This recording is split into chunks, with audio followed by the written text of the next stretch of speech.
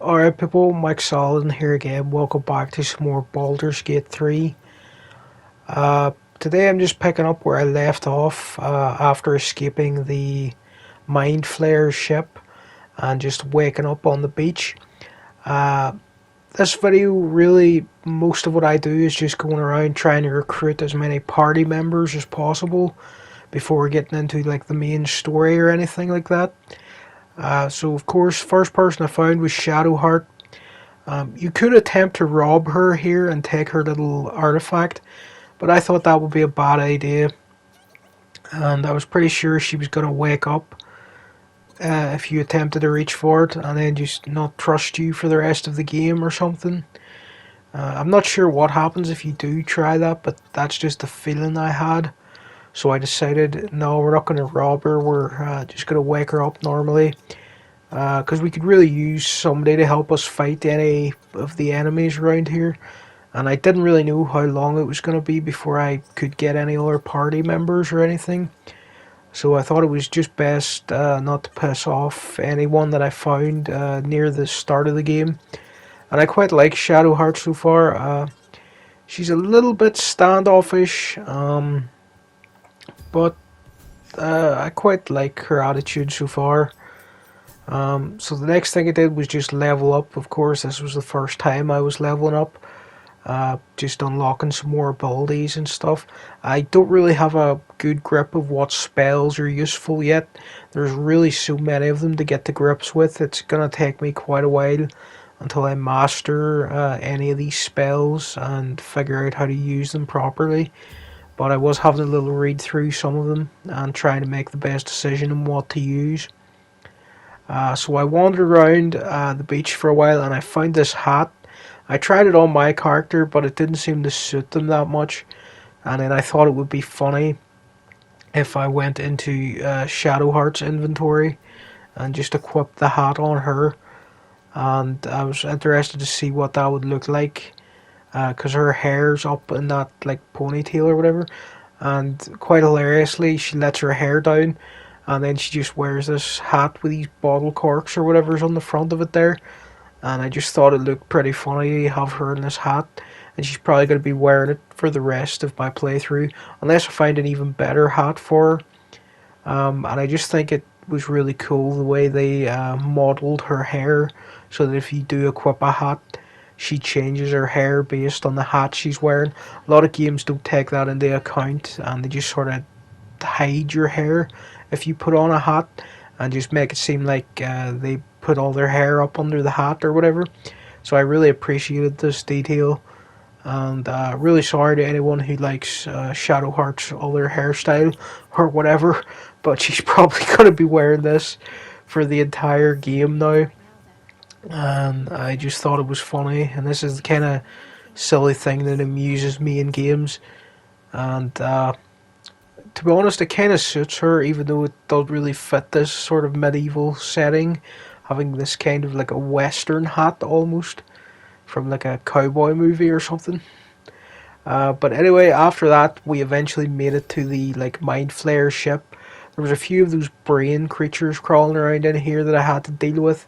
Shadowheart got a bit beat up there. I sent her ahead to do a lot of damage, but we left the Mind Flayer ship because there was one in there that was still alive, and I didn't want to deal with it just yet. So I came back to this door that I'd seen before and decided to break in there. I got a critical success on the break-in. But once I came in here, I detected like a lot of traps, so I quickly saved just in case anything went wrong. And I just had a quick look around for any supplies in here. But I had decided pretty quickly that I would just rob what was ever in this first room. Just be very careful and try not to trip any traps. And once I'd like looted anything useful in this very first opening little area, I decided I was going to get out of there. I think I disarmed one of these traps that it was along the wall. It was like a flamethrower trap or something, I think. And I just about managed to pass that with some +1 stuff. So I did end up leaving that room and coming back through the Mind Flayer ship We got the vampire fella that everybody loves.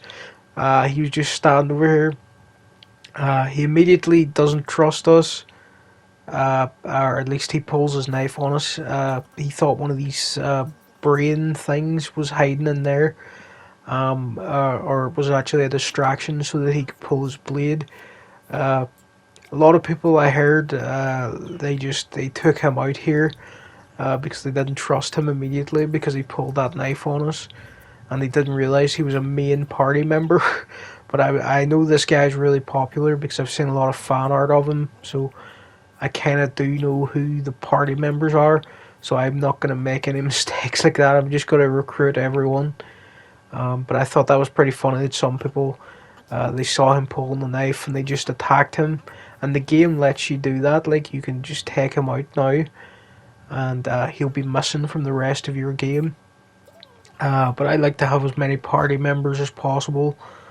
Uh, some people, they don't like his personality or whatever, but I like kind of having various different variety of people on the in parties in games.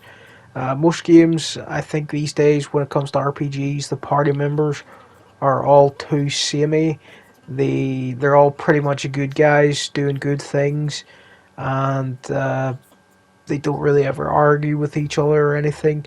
But in Baldur's Gate 3, I've noticed that everyone has their own agenda and their own personality, and a lot of the characters in your party are going to clash with each other.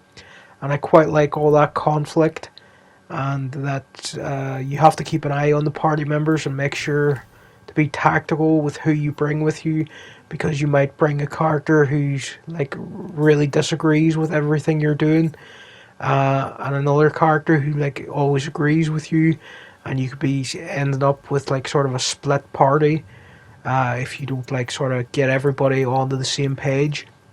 So I'm quite liking all the dynamics between these various characters that I'm seeing at the moment. It's going to be pretty interesting. This was Gale. I just walked up to the portal because it looked really strange. And I had heard of him before, so when I saw the name Gale, I was like, yeah, I can trust this guy. Again, another little skill check. I just passed it very luckily there. I got a 7.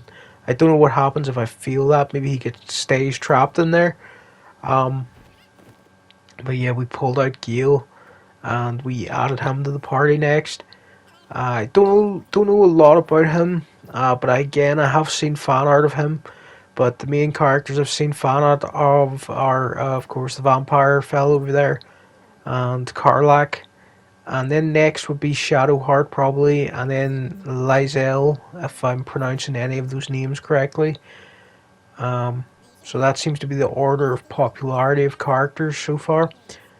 Uh, a lot of the male party members, they haven't got as much fan art yet.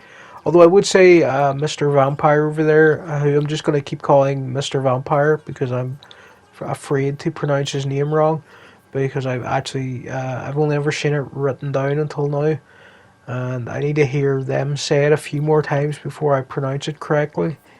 But yeah, I think he's actually the most popular character, and his voice actor actually won an award at the Game Awards for the best performance or whatever of the year, and a lot of people seemed very happy with that. So yeah, I think he's the most popular character, probably. I think I'm gonna be like very into Karlach in this playthrough because I already enjoyed her fan art and I just like the design of the character. I think she's gonna be my favorite already, even though I haven't met her yet. But we'll see how that goes. So anyway, I came back to the Mind Flayer in this ship that I mentioned earlier. I'd been leaving him alone until now because I wanted some more party members for backup in case this guy like stood up and we had to have a fight with him or something. I was trying to see in his mind here, and I made a complete mess of that and had a critical failure. I could have saved and reloaded, but for some reason in this game, I really didn't want to save Scummit that much, unless something like a party member died and couldn't be brought back, or something like that, like a real proper disaster. That's probably going to be the only time that I reload. So I might have missed some vital information there by not being able to read the mind flayer's mind or whatever. But I just decided to roll with it. So I went exploring a little, and eventually I came across Lizelle, who kind of abandoned us at the beach. She didn't really hang around, but she got captured by these Teflings or Tieflings, or however you pronounce it. So I decided to use some deception and pretend that there was like an enemy invasion force coming, and that these guys had to run away out of here before they caught up with me. And I managed to get a critical success on that or whatever. And I asked Lizelle to say please to let her out of her cage, and she was like, never. But I decided I was going to let her out anyway because she feels like she'll be a pretty valuable party member. So I used a ranged attack to shoot the bottom of the cage, and that let her fall out of there. It's pretty cool that they let you do things like that, like interact with the environment with your skills and stuff. And I didn't just have to go like find a lever or something to let her down. Maybe that is an option, but I just decided I would shoot the cage and see if that worked, and that was the solution here. So there wasn't enough room in my party for Lizelle here, so I kind of sent her back to the camp after we had this quick conversation. I actually was kind of regretful sending her away because I think she's probably like our best warrior at the moment. And I do think her and Shadowheart are gonna have like some of the best banter in the game. So I kind of do regret sending her back to camp here, but I wasn't sure yet how to like send all her party members away.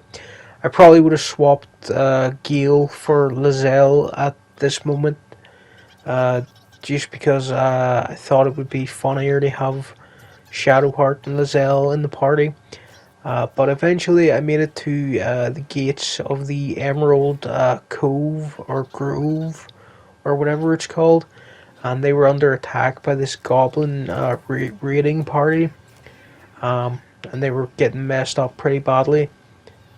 Uh, so this was going to be like my big first proper battle. Uh, like there were other previous fights before this, but I think this is the like first proper like large enemy encounter. I decided to take out these guys on the cliff first, or with ranged attacks, and then maybe jump up there myself, and then do some of my own ranged attacks down on the enemies, down at the gate.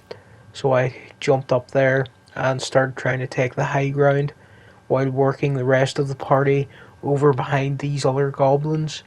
I was really pretty slow, and I was really ineffective at using magic and stuff yet.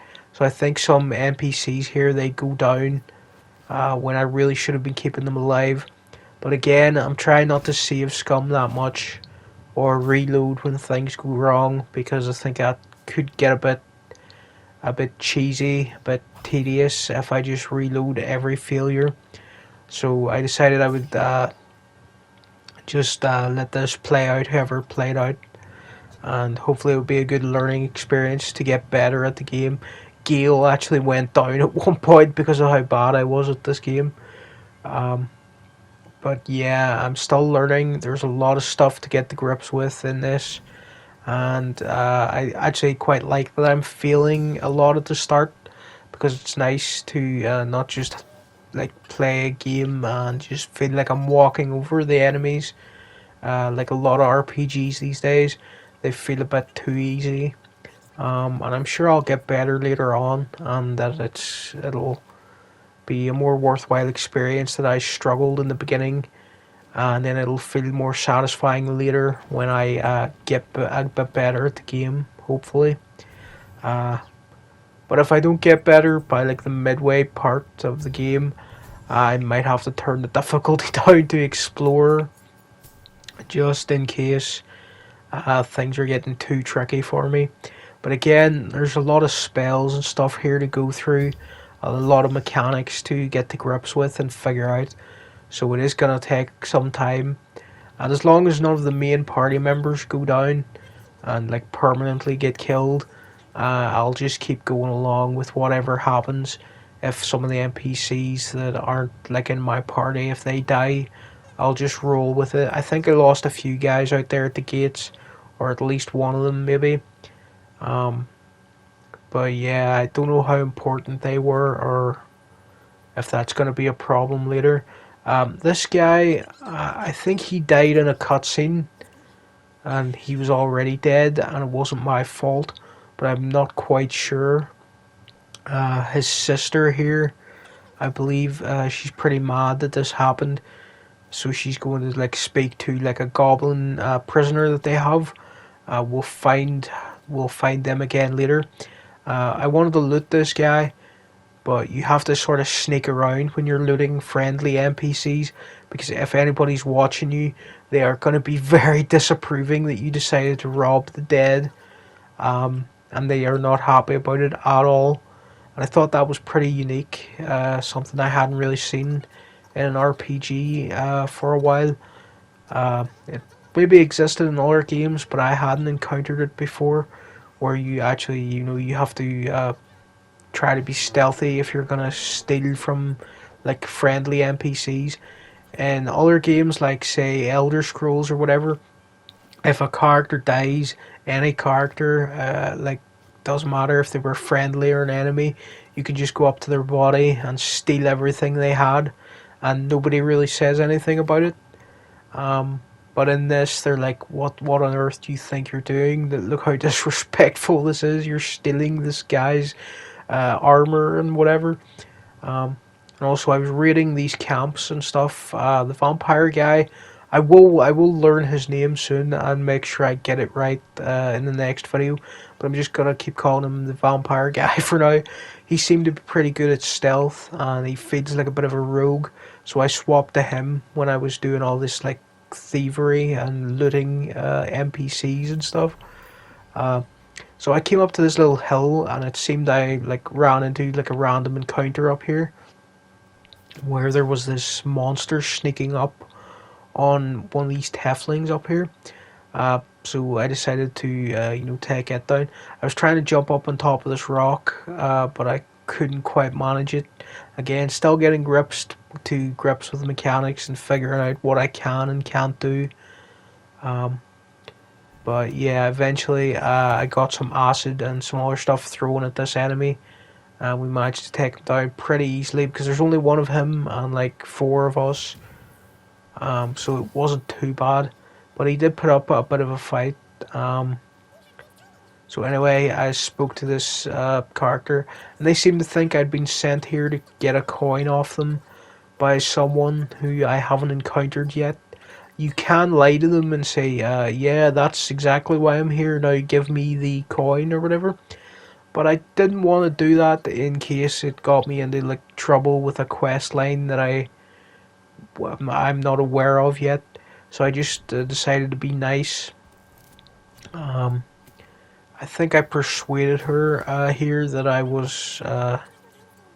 that I should have a reward or something, um, or explain who I was or whatever, and then she just gave me the coin anyway. So now I have this coin, which I'm not sure what to do with. It might come in useful later. We'll see. But it's quite interesting that you can get this random encounter by just looking around this like little area, the Emerald Grove or whatever. Um, so I was glad I did that, and then I found this squirrel. I've seen a few videos of this on Twitter where people just attack the squirrel because it attacks us, like you can just kick it or whatever. But I was trying to be its friend. I passed the first skill check, where it sort of just explains why the squirrel is mad, and it's because you're on its territory. I tried to do the animal handling thing here, where I scold it by clicking my tongue, but it was a critical failure, and now the squirrel just hates me and runs away from me, and I can't seem to recover this conversation. But after that, I stopped sort of exploring, and I went to speak to this main devil guy who seems to be in charge of this place. And he seemed like he would give me like some important information. I was really trying to find the guy Will, I think his name is. He jumped down from the gates at the start of this area and was helping us fight outside. I'm pretty sure he was a main party member. Like I've seen fan art of him and stuff, and I thought speaking to this guy might let me get into this place and look for that character. Because again, my main objective for this play session was just trying to get all the party members, or as many of them as I could. Uh, yeah, the vampire guy, he doesn't like that we're helping out random strangers and doing menial tasks. But again, I quite like it when you have characters like that are going to challenge you and just not like roll over and do everything that you want. Um, and that they have their own personality, and it can lead to some interesting situations if you're doing stuff that they disapprove of. So yeah, I'm probably gonna keep the vampire guy around. He seems pretty useful for stealing stuff and sneaking around, but he might be a bit of a pain in the ass at some points. But that could lead to something funny, so I think I'll keep him around. Anyway, we spoke to this guy. This is the Will guy. I think his name's Will. It's spelled Wyll. Um, so again, apologies if I'm getting all these names wrong.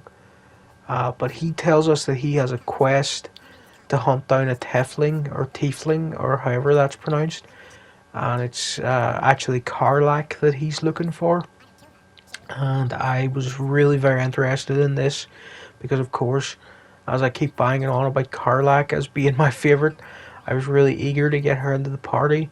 She's actually one of the trickier party members to recruit here, because if you didn't come in here and speak to him, I don't know how you would figure out where Karlak was initially. You just have to wander around for ages and hope you run into her.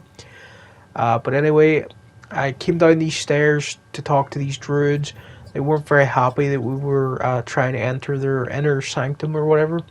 But the devil guy from earlier, the like chief tiefling or whatever, he said we had to speak to their leader and try to get her to agree to let them stay here, or get them help out of here or whatever, because she really wants to expel them.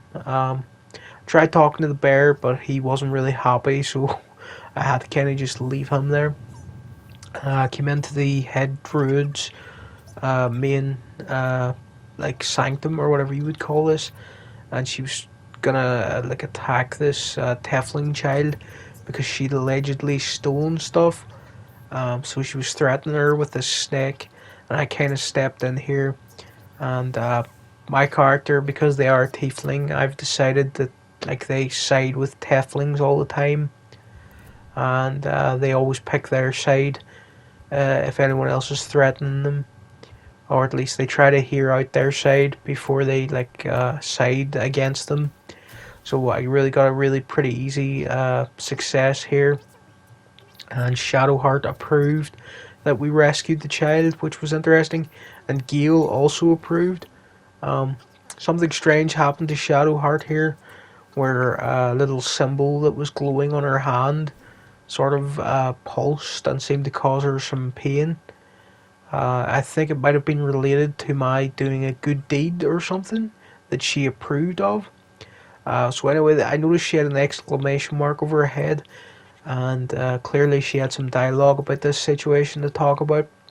And she's basically just explaining that, yeah, she has this old wound that flares up sometimes, and she has to deal with it, and it just comes and goes, but not to worry about it too much. It's probably going to be important later, but at the moment, that's all I got out of her, really. And Gale, he also had some more information about himself as well. Or actually, he was just speaking about the child here, but I think eventually he also tells me that he has a problem as well, which involves him needing to eat magical energy, or like drain the magical energy from certain artifacts that you pick up and stuff. So that's going to be interesting. I'm kind of a bit worried about keeping him in my party now, because I don't want to sacrifice all these cool items to him that often. So I might be leaving him in the party camp quite often, just till I figure out how to deal with his situation. Um, we'll see. Maybe if you leave him in the party camp, he still needs magical items anyway. So it's going to be quite interesting that I might have to go out of my way every play session to get at least one magical item for this guy. So that could be a bit of a problem, but we'll see how it goes. It's quite an interesting concept that I've not seen done, or at least that I haven't run into in RPGs before, where you just have to keep getting a guy magical artifacts to keep him alive or whatever. And then he like drains their power, and it's kind of a big sacrifice to keep him in the party if you're gonna do that.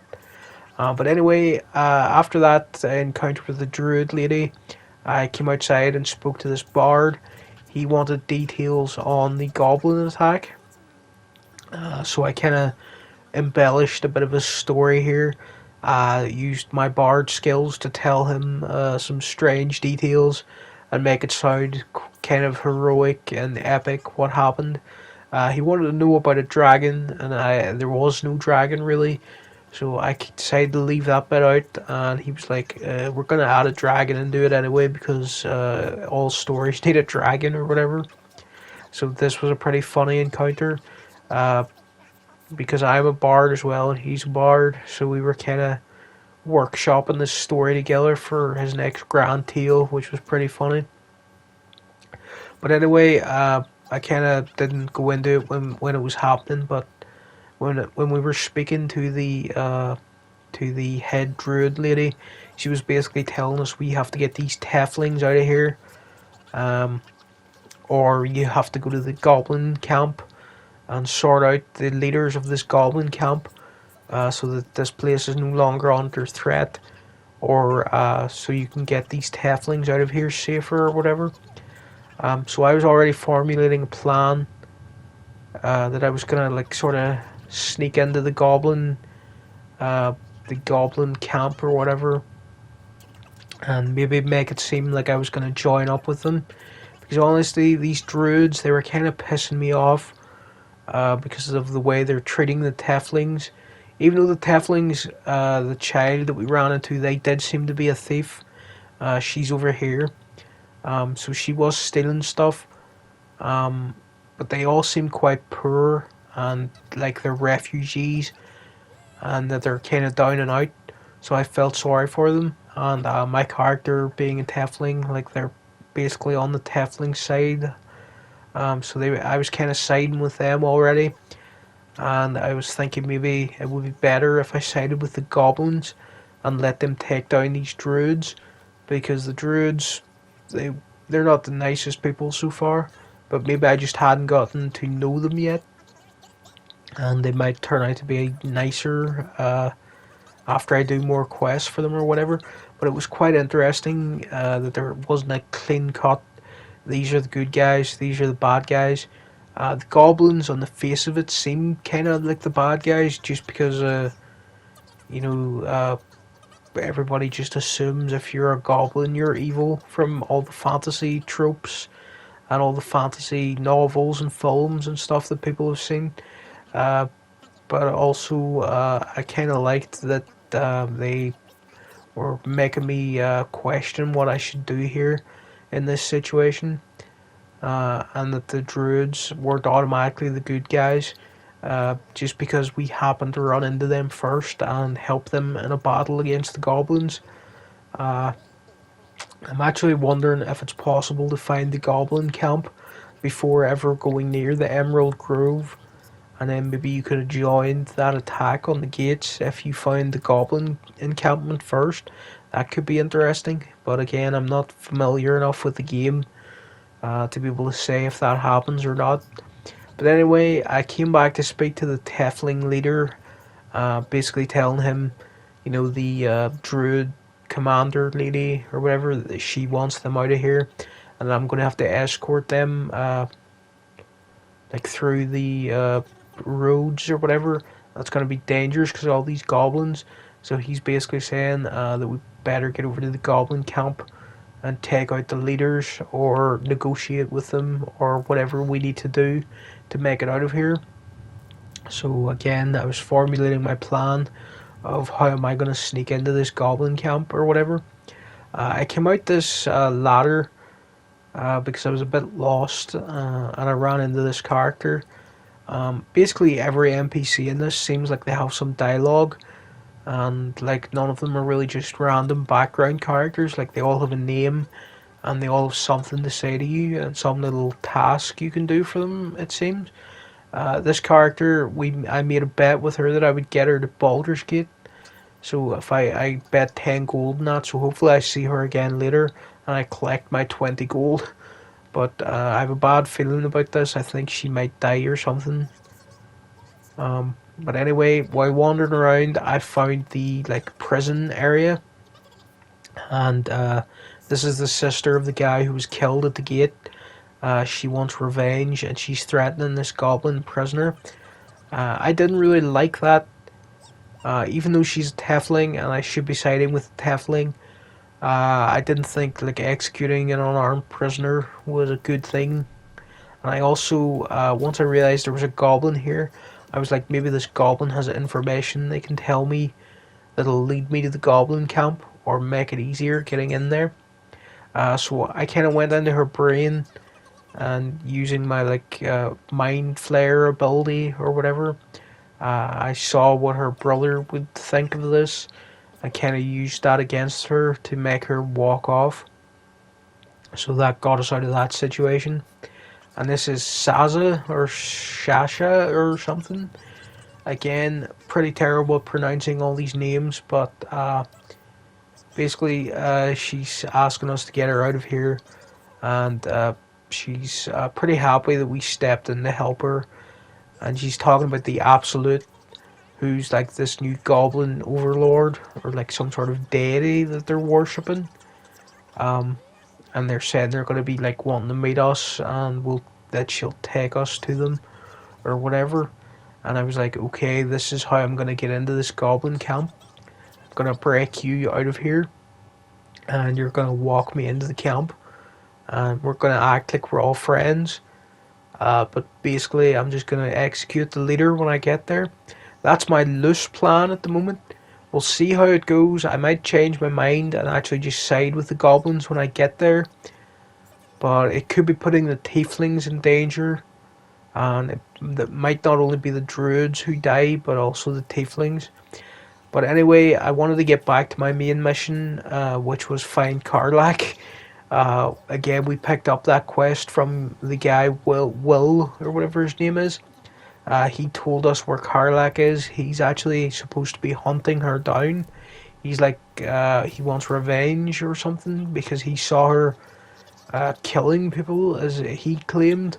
Or at least he said he had a witness or something like that. So I was a bit dismayed to hear this because I thought Karlach was like kind of a chill character who was like trying to help people and stuff. So I was a bit suspicious because it didn't sound like the character I had been imagining.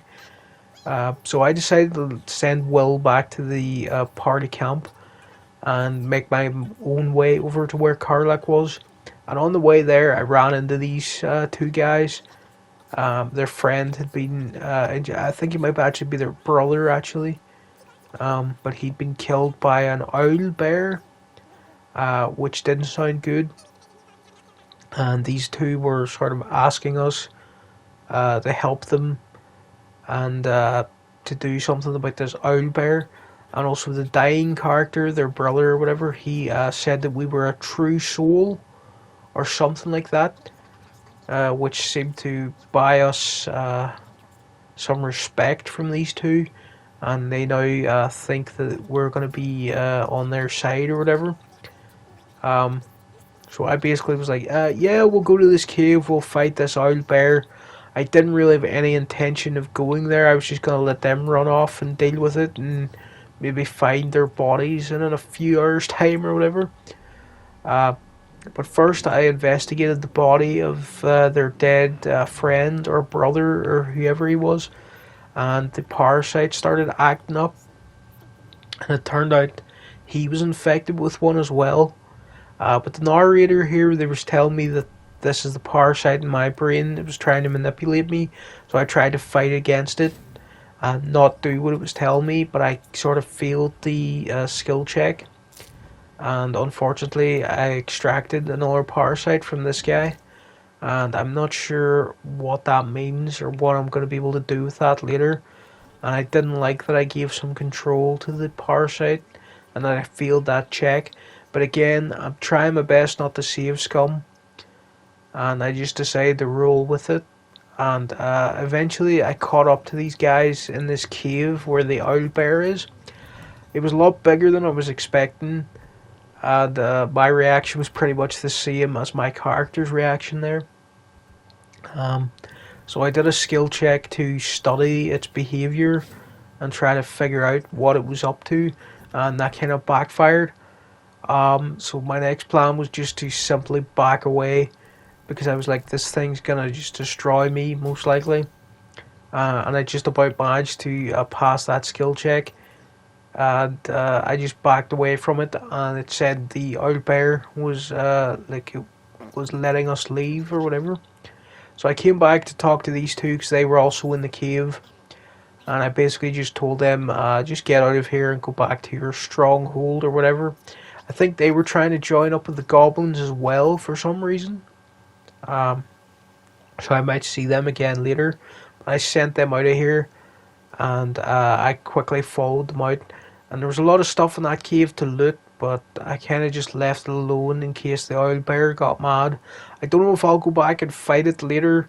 It seemed like a kind of peaceful creature, to be honest, and it let us walk away. So I might just leave the owl bear there, unless it's part of another quest. So I saw Karlak was over here, but I couldn't get across this river. I noticed this dog wandering about. It looked like his master had been killed here. And I thought I might as well try to recruit this dog. And thankfully I passed this skill check, probably the most vital skill check in the game, recruiting Scratch the dog. For some reason I had seen a few things on my like Twitter timeline about the game, of course, but for some reason I didn't know there was a dog in it. Um, I might have seen something about a dog, but I didn't realize you'd be able to like recruit one to your camp or whatever. So I managed to persuade him to come along. He was quite sad about leaving his former master here, but I sent him off to camp anyway, and hopefully I'll see him over there once I find Karlak, because again that was my main quest for today's session, was just recruit as many people as possible and then find Karlak. So after that, I made it over to this little town here. I noticed some sort of sleeping goblin over there, or knocked out goblin, and I was like, this seems a bit suspicious. But then this is where Gale actually wanted to talk to me about his problem with needing to consume magical artifacts or whatever. And he figured out that I had one. I don't even remember myself where I picked it up. I had been looting a lot of random stuff, but I clearly picked it up somewhere.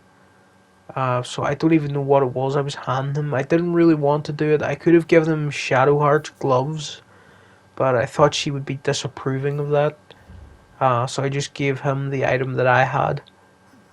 It could be a mistake. That could have been something really useful. But for now, I decided to keep this guy alive. But I will say that I'm planning to leave him in camp pretty often if it means avoiding having to give him magical items all the time. They might become plentiful later on, but for now, I decided like I kind of wanted to keep some of these magical items because they might be useful to me. So anyway, this village, it seemed a bit suspicious to me when there was this random goblin laying around here. So I thought it would be best to just sort of sneak through here and try to get to my marker where Karlak is. I've got quite a few quests here to do now, but again, my main objective was just get to Karlak and get out of here. I heard noises from inside that like sort of building over there, but I was a bit worried about getting attacked by goblins or whatever, so I just left it alone. I'll probably investigate this area later when I come back here. There's probably a lot of good stuff to loot and maybe some quests hidden around here. But for now, it was just all I wanted to do was just get to Karlach and then go to camp maybe and talk to my party, sort of bond with the party a little. I noticed some blood ahead on the road here, so I saved because it seemed like something bad was gonna happen. And then I started sneaking because I saw this like what I thought was a wolf or something ahead. But then as I got closer, I realized it was like actually a hyena. There seemed to be only one of them, but the rest were all laying around the ground, twitching and stuff. So I got quite close to it. I was trying to sneak attack it, but then this cutscene happened where we sort of examined the dog or the hyena. I felt bad for it at first, but then we had a little successful skill check happen where we figured out that this hyena was actually infected with like some sort of curse or whatever, and it was going to turn into basically like some sort of monster. So I decided to put it out of its misery before that could happen.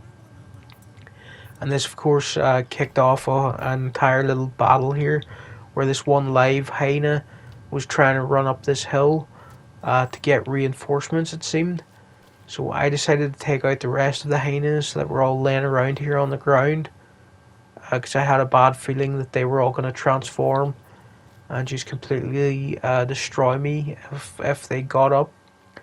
And I was really pleased that I'd passed the skill check to take out one already, and I didn't want to like mess that up, so I decided I would take out all the ones that were wounded first, just because they seemed like the more dangerous ones, because the other guy was running away. I knew he was probably going to get reinforcements or something because it just made sense. And sure enough, the camera showed me that up that hill there is like fully transformed hyenas, whatever creature they are up there, and that they're gonna like attack us. I managed to get a bolt on him with Gale. I don't know exactly what I was doing there, but I got him with something. So that I think I got Shadowheart next to send an attack at him. And he had very few hit points left. I think I actually missed with Shadowheart there. And this was my main character, and I think I sent up quite powerful bard attack at them just to guarantee the kill, because I'm a bit nervous about getting attacked by whatever those fully transformed monsters were up there. And again, my main goal really was still just find Karlach and just recruit her and then get to camp, and that would be my main goal for the day. So I wasn't really too interested in fighting things at the moment, and I decided I would sneak around a lot. And then I noticed that there was like this red area over here, which meant there was somebody watching. And I thought I recognized it as Karlach, so I got a bit closer. I started talking to Gale again, because I realized that it was Karlach over there, and in order to recruit her, I would have to send him to camp or whatever, or just to make sure Karlach was in my party even. I didn't want to send Karlach to camp after just like finally meeting her at last. So I eventually got over here and finally got introduced to the party member I was most looking forward to meeting, and it was a really interesting introduction where I'm not sure what's happening to Karlach here. She seemed to be in pain. I had a few Tefling options that I could use to speak to her, but I said you just ask her if she's alright, and just be pretty nice to her. And I just wanted this first meeting to go well. And I'm pretty happy that I sent away Gale, because I just had a feeling that he wasn't going to want to recruit her, and that Shadowheart and the vampire guy, they were going to be pretty happy to see Karlach actually, because she looks pretty fierce and like a good warrior, and they sort of seem like they respect that kind of character, so I didn't think there was going to be any disapproval from them when I recruited her here. And I'm just pretty glad that I didn't bring Will or Weil or whatever his name is, because it might have turned into a fight. There'd probably be an option to persuade him to leave Karlak alone, but I might fail that skill check.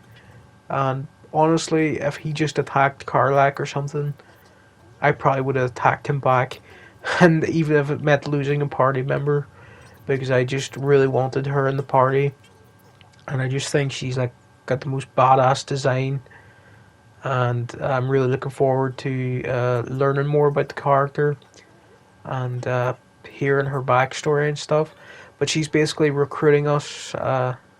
Shadowheart's line there was pretty funny about she looks like Karlak looks like she could carry her to safety if she needed to. So that was pretty funny. But yeah, Karlak kind of recruited us to attack these guys up this hill because they'd been attacking her. So I might do that the next time. But I think first I'm going to go to the camp, and the next video we'll start in camp where we resolve this situation with Karlak and Will and get to the bottom of what's going on with those two. So alright people, thanks for watching, and I'll see you again next time with another Baldur's Gate 3 video.